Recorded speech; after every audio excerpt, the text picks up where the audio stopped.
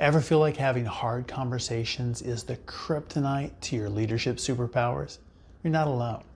Here's the game-changing truth. Mastering tough conversations is the secret sauce to elevating your leadership game. Today we're tackling those cringe-worthy moments head on.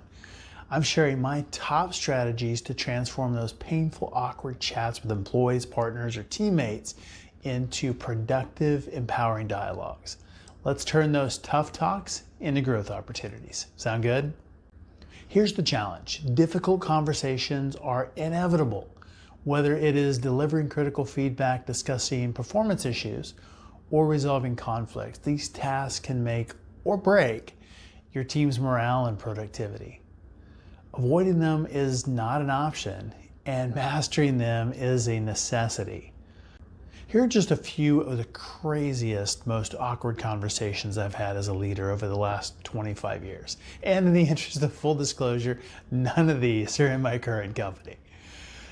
But way back in the old days, when we were in real offices all the time, I had to have conversations with an employee. One was about aggressively recruiting other people into their MLM.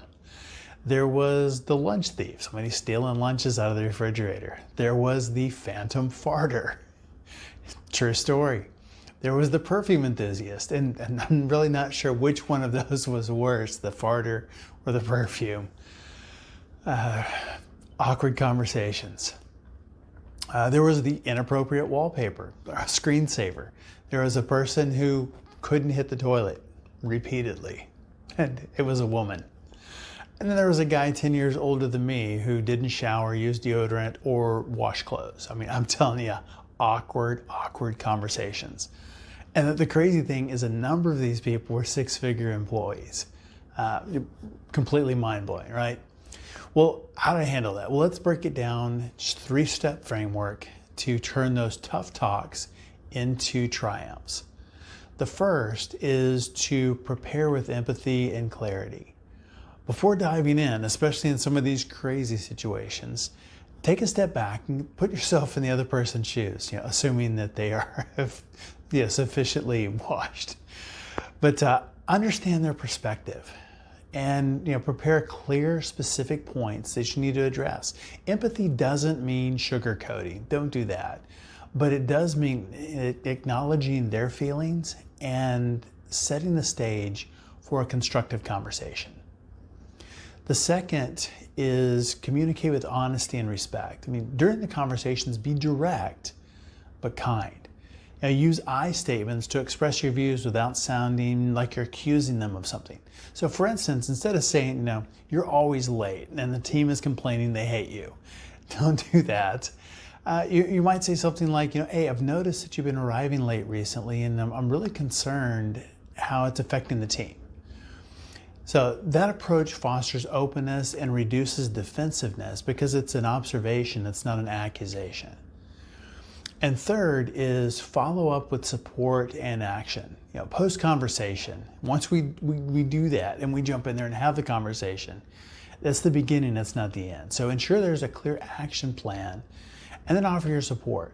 This could mean providing resources, setting up regular check-ins, or just being available to listen. Following up shows that you're interested in their growth and committed to resolving the issue. It's about the issue, it's not about them. An example of that, the stinky guy, not the phantom farter, but the one who didn't shower, use deodorant, or do laundry. No one had ever told him how to do those things. He just was never educated on how to, do basic, human things. And so, it was awkward in itself, but I gave him basic hygiene 101. The same thing I probably learned in, 5th, 6th grade.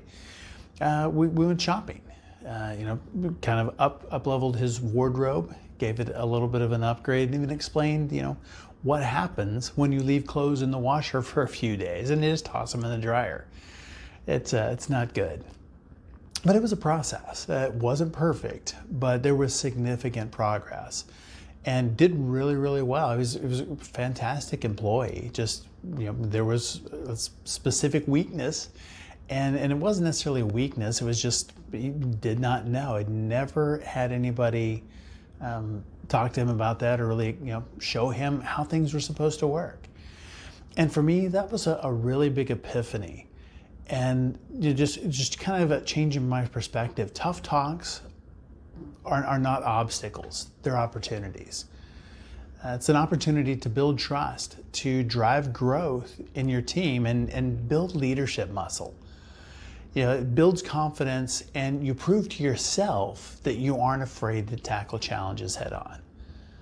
By mastering these conversations, you're not just managing a team or addressing an issue.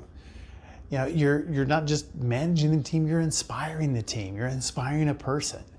You're inspiring them to be better, to improve, to uplevel themselves. And so the next time you're dreading a difficult conversation, remember, it's a chance to elevate your leadership game and keep your team strong and steer your business toward success. So embrace the discomfort, wield empathy and honesty, and watch as your leadership reaches new heights.